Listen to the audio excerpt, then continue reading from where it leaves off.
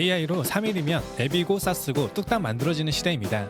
예전 같으면 매주 맡기고 몇 달 기다렸을 게 이제는 주말 이틀이면 돌아가는 서비스가 나옵니다. 그런데 그렇게 만든 것들 실제로 수익이 날까요? 솔직히 말씀드리면 대부분은 영원입니다. 왜냐면 AI 시대에 살아남는 건 회자와 디테일뿐이거든요.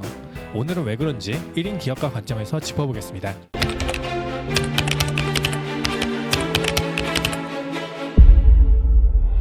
안녕하세요. AI로 업무를 자동화하는 아키입니다. 오늘 다룰 건 딱 두 가지입니다. 첫째, 바이브 코딩 시대의 세 가지 오산, 왜 대부분 수익이 안 나는지 원인을 짚어드리고요. 둘째, AI의 본질, 이게 도구인지 해결사인지 이걸 명확히 해야 제대로 써먹을 수 있습니다. 미리 말씀드리면 저는 바이브 코딩 자체를 나쁘게 보는 게 아닙니다. 오히려 정반대예요. 저는 AI를 통해서 코딩을 접했고 수많은 기능들을 구현하고 지금도 활용하고 있습니다. 이러한 AI가 도와주는 기능적인 부분들과 속도는 명백한 자산입니다. 다 좋습니다. 다만 제대로 알고 하세요. 아마 바이브 코딩에 관심을 가지고 해보신 분들이라면 대부분은 이 안에 해당되실 겁니다. 바이브 코딩을 접한 사람이라면 거의 다 겪는 과정이거든요. 처음엔 AI로 간단한 작업을 해봅니다. 메일을 정리하고 보고서를 요약하고 문서 작업, 번역도 합니다. 금방 되죠. 이거 편한데? 효율이 확 오르는 게 체감됩니다. 거기서 재미를 붙여서 바이브 코딩을 배워요. 조금 만져보니까 기능이 붙고 페이지가 생기고 실제 배포까지도 됩니다. 심시 단계에 진입을 하는데요. 그리고 이 단계에서 AI에 대한 이해도도 높아지고 활용하는 실력도 실제로 좋아집니다. 허상이 아니라 실제적으로 무언가 결과물이 나와요. 그러다 보니 이것저것 만들어 봅니다. 아이디어가 떠오르는 족족 프로토타입이 나오니까 굉장히 재미있죠. 그러다가 어느 순간 갑자기 이런 생각이 듭니다. 이거 팔면 되겠는데? 나 예전부터 이거 한번 만들어보고 싶었는데. 아이디어가 많은 사람일수록 부업이든 엔잡이든 돈을 벌려고 하시는 분일수록 이 경향성이 더 강합니다. 더 크게, 더 제대로 만들려고 하게 되거든요. 그런데 여기서부터 막히기 시작해요. 잘 만들어지다가 어느 순간부터 기능 하나 붙이는 게 어렵습니다. 코딩이나 PM, 프로젝트 매니징에 대한 개념이 없으면 힘든 것들이 발생하기 시작해요. 코드가 무거워질수록 구조도 지저분해지고 디버깅도 생각처럼 잘 안됩니다. 물론 AI가 발전하면서 작년 이맘때쯤 하고는 아예 비교가 안 될 정도로 좋아지긴 했어요. 그렇게 꾸역꾸역 시간을 쏟아서 결국 완성은 합니다. 근데 막상 내놓고 보니까 수익화가 안됩니다. 한 명도 안 사는 거예요. 결국 포기하게 됩니다. 여기까지는 사실 괜찮습니다. 이 과정 속에서 배운 게 있으니까요. 하지만 진짜 문제는 그 다음입니다. 포기 대신에 어떻게든 팔고 싶다 쪽으로 가기 시작하면 어그로를 끌거나 대단한 것처럼 포장을 하거나 실적을 과장하거나 조작하는 길로 들어섭니다. 이 길로 가는 순간 인생이 망가지기 시작해요. 신뢰가 깨지고 돈이 들어와도 길게 못 가고 주변 사람들이 떠나게 됩니다. 수익화가 안 되는 시점에 계신 분들, 그리고 바이브 코딩으로 뭔가 만들어 보시려는 분들이라면 이 부분을 꼭 명심해 두셔야 해요. AI를 활용해서 돈을 벌 수는 있지만 쉽게 벌 수 있는 건 없습니다. 어떤 분야든 일시적이 아니라 장기적으로 유지되려면 정말 많은 에너지와 꾸준한 노력이 필요하거든요. 왜 이렇게 되는지 하나씩 풀어보겠습니다. 첫 번째 오산입니다. 고도화의 벽이에요.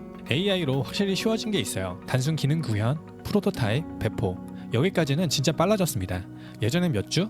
아니죠. 규모가 크면 진짜 여러 명이서 사전에 어떻게 기능을 구현할 것이고 어떻게 전환할 것인지 회의만 몇 주가 걸리고 실제 작업은 더 오래 걸리던 것을 이제는 반나절이면 해요. 리팩토링도 쉬워서 중간에 뭔가 잘못되었다 싶으면 전체적인 스펙을 수정하는 것도 가능합니다. 그런데 다음 단계인 사용자가 실제로 좋아할 만한 완성도를 만드는 영역은 완전히 다른 이야기예요. 디자인이 진짜 세련돼 보이게, 카피가 사람 마음을 움직이게, 코드가 확장 가능하고 유지 보수가 쉽게 하는 이 영역은 AI가 대충 형태는 만들어줄 수 있어도 완성도는 사람의 손이 들어가야지만 나올 수가 있거든요. 예를 들어서 AI가 뽑아주는 디자인, 처음에는 괜찮아 보입니다. 그런데 다른 잘 만든 사이트랑 나란히 놓고 보면 뭔가 어색하고 정리가 안 된 느낌이 들어요. 그 차이를 메우는데 시간이 필요합니다. 글도 마찬가지고 코드도 마찬가지예요. 내가 만들 수 있다의 경계의 범위가 생각보다 훨씬 좁다는 걸 이 과정 속에서 깨닫게 됩니다. 이 상태를 깨닫지 못하면 다음 단계로 나아갈 수가 없어요.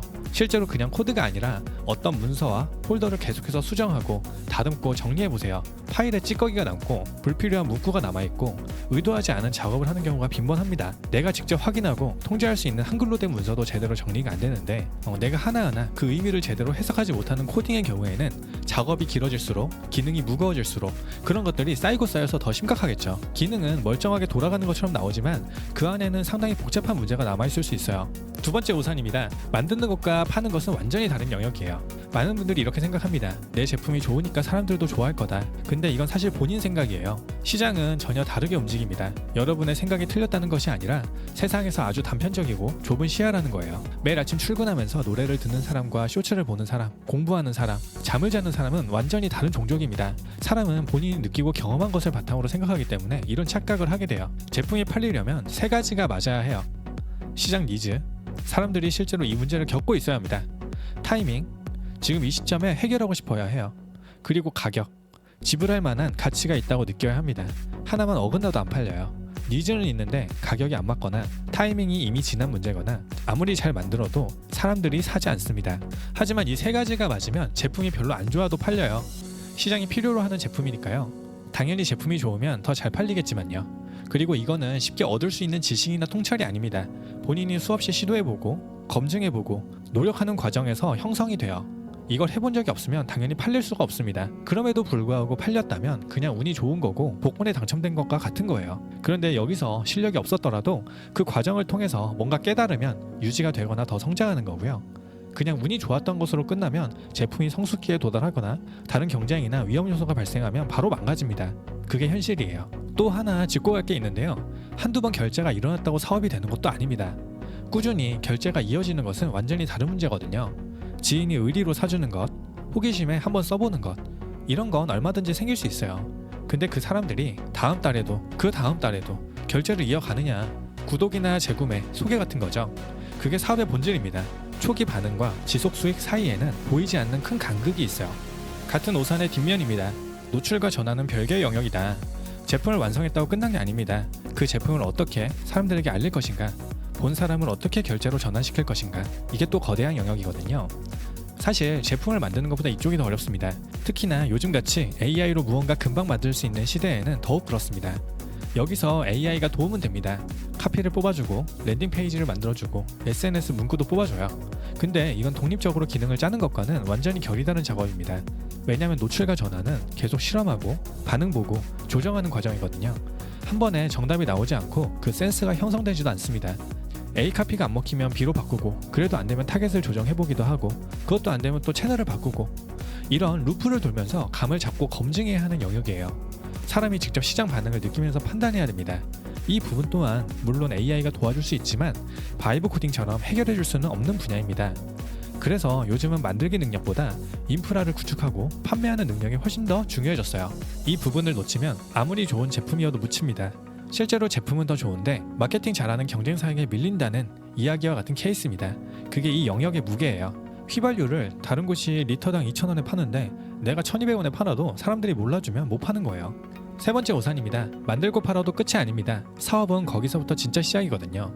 에너지 관리, 시간 관리, 인원 관리, 현금 흐름, 이 네 가지가 한꺼번에 따라붙습니다. 처음엔 혼자니까 별 문제가 없는 것 같죠. 근데 매출이 조금씩 생기고 문의가 들어오고 유지보수 요청이 쌓이기 시작하면 그때부터 에너지가 정말 많이 소모가 됩니다. 하루 종일 고객 응대만 해도 시간이 모자랄 수도 있고, 사업 외적인 업무들에 집중하다 보면 내가 사업을 하고 있는 게 맞나? 이런 의문감이 들기도 해요. 여기서 실수하시는 분들이 많아요. 많이 시도하다 보면 분명히 얻어 걸리는 경우가 생깁니다. 근데 그건 말 그대로 얻어 걸린 거예요. 운이 좋았던 거지 실력이 아니거든요. 문제는 그걸 실력이라고 착각하는 순간입니다. 아, 내가 잘해서 이렇게 됐구나, 이렇게 생각하고 다음 프로젝트를 하면 같은 방식으로는 절대 안 됩니다. 마치 투자할 때 상승장에 매수하고선 이제 투자에 대해서 좀 알게 된 것 같아 하는 거와 똑같습니다. 투자와 관련해서도 어느 정도 많이 공부하고 고찰하신 분들은 깨닫습니다. 중요한 건 기준과 원칙을 바탕으로 꾸준히 평균 수익률을 유지하고 높여나가는 것이 중요하다는 것을요. 그래서 체화하고 공략을 해야 합니다. 어떤 사이클로 돌아가는지, 어디서 에너지가 새는지, 어디에 레버리지를 걸어야 하는지, 이걸 몸으로 익혀야 다음에도 재현이 됩니다. 안 그러면 얻어 걸린 다음에 또 망해요. 이게 창업 실패의 전형적인 패턴입니다. 그리고 이런 운영 감각은 책만 본다고 생기지가 않습니다. 하루하루 의사결정을 내리고 그 결과를 관찰하고 다음번엔 조금 다르게 해보고 이 사이클을 계속 돌려야 해요. 말은 쉽지만 실제로 이 과정은 정말 괴롭고 힘든 시간이에요. 계속해서 메타인지를 발휘해서 내가 어떤 상황에 있는지 점검하고 수정해 나가는 과정이니까요. AI가 시간 관리 잘하는 방법 알려드릴게요 라고 원론을 나열해도 내 하루에 맞춰서 쓰는 것은 결국 내가 해야 한다는 뜻입니다. 여기서 중요한 관점을 하나 짚고 가겠습니다. AI는 도구입니다. 위임의 대상이 아니에요. 이거를 꼭 구분하셔야 합니다. AI한테 이 사업 어떻게 해야 돼? 물어보면 답이 나옵니다. 꽤 그럴싸해 보이기도 하고요. 실제로 맞는 말입니다. 하지만 자세히 들여다보시면 결국 일반론일 뿐이에요. 왜냐면 AI는 내 상황을 모르거든요.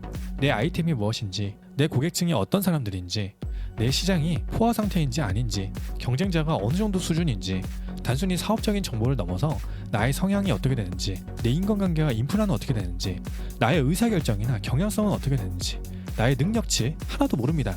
알 수가 없어요. 거기다가 현장에서만 알 수 있는 디테일은 AI가 접근조차 못합니다. 고객의 얼굴을 보고 느끼는 반응이나 실제 매장에서 들리는 피드백, 문의가 올 때마다 반복되는 질문, 이런 건 현장에 있는 사람만 감지할 수 있는 정성적인 부분이라고 할 수 있어요. 그러다 보니까 AI가 만들어주는 건 80점짜리의 정답입니다. 내 상황에 맞게 해석하고 적용하고 판단하는 건 결국 사람 몫이에요. AI랑 대화하면서 힌트를 얻는 건 유용해요. 근데 운전대는 사람이 잡아야 합니다. 위임하는 순간에 그냥 남들이 다 하는 뻔한 결과물 하나가 더 나올 뿐이에요. 여기에 진짜 문제가 하나 더 있습니다. 상향 평준화입니다. 아까 AI가 80점짜리 일반 정답을 준다고 했어요. 사실 그 출력이 80점짜리라고 해서 가치가 없는 게 아니에요. 누구나 쉽게 80점을 얻을 수 있게 해준다는 것에서 엄청난 의미가 있어요. AI를 활용하지 않는 분들이랑 그 자체로 격차가 납니다. 하지만 80점짜리에서 95점을 만들고 99점까지 가는 것은 결국 사람의 몫이라는 뜻입니다. 생각해보세요. 내가 할 수 있다는 것은 뒤집으면 남도 할 수 있다는 얘기입니다. 기술이 좋아질수록 결과물 퀄리티에 평균이 올라갑니다. 예전에 못 만들었던 사람들도 AI로 다들 비슷한 수준의 결과물을 찍어낼 수 있게 돼요. 그게 지금 시장의 상황입니다. 랜딩 페이지도 AI로 뽑고 사스도 며칠이면 만들고 콘텐츠도 AI로 찍어냅니다. 그러면 어떻게 될까요? 차별화가 다 사라집니다. 다들 비슷한 템플릿, 비슷한 카피, 비슷한 디자인이에요. 그때 진짜 남는 게 뭐냐면 해자와 디테일뿐입니다. 남들이 못 따라오는 고유한 구간, 쉽게 복제되지 않는 포지션, 그리고 마지막 10%의 완성도, 이게 있어야 살아남습니다. 없으면 평준화된 시장 안에서 그냥 떠다니는 하나의 파편일 뿐이에요. 이게 바이브 코딩 시대의 진짜 경쟁 구조입니다. 자, 그래서 바이브 코딩을 어떻게 봐야 하느냐? 다시 정리하겠습니다. 바이브 코딩 자체는 나쁜 게 아닙니다. 속도는 명백한 자산이에요. 이건 변하지 않습니다. 나쁜 건 검증 없이 빨리 만드는 겁니다.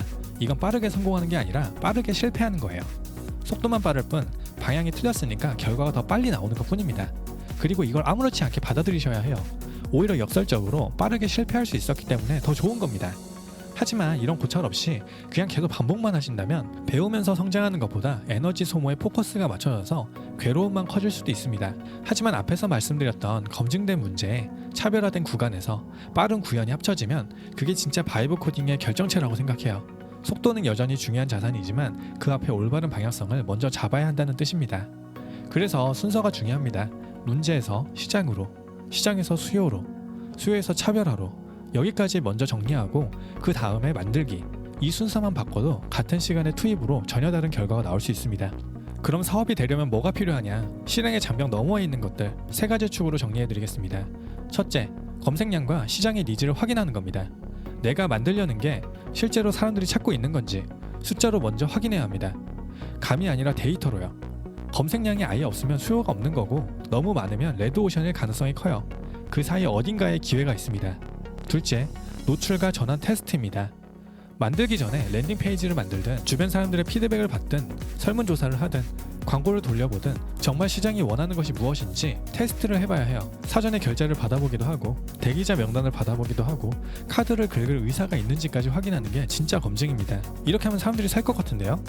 이거 잘 팔릴 것 같은데? 이런 생각은 의미가 없습니다. 실제로 제가 그랬습니다. 셋째, AI 시대의 사업 체화입니다. 에너지 관리, 시간 관리, 차별화 유지, 이 감각을 꾸준히 몸에 붙여야 해요. 이건 하루아침에 생기는 게 아니라 실제로 운영을 하면서 실패를 하면서 조정하면서 익히는 방법밖에 없습니다. 이 3가지 축은 제가 직접 사업을 하면서 느꼈던 것이기도 하고요. 사업하시는 분들과 이야기하다 보면 나오는 공통적인 이야기이기도 합니다. 어느 하나도 건너뛸 수 없고 하나씩 몸에 붙여 나가는 수밖에 없습니다. 정리하면 이렇습니다. 바이브 코딩은 실행의 장벽을 없앴어요. 근데 사업의 장벽은 없애지 못했습니다. 이 둘을 구분하는 게 오늘 내용의 핵심입니다. AI는 도구입니다. 판단은 사람이 하는 거예요. 그래서 다 좋지만 제대로 알고 하시라는 겁니다. 관련 링크와 자료는 영상 설명란에 정리해뒀습니다. 오늘 도움이 되셨으면 구독 한번 부탁드립니다. 감사합니다.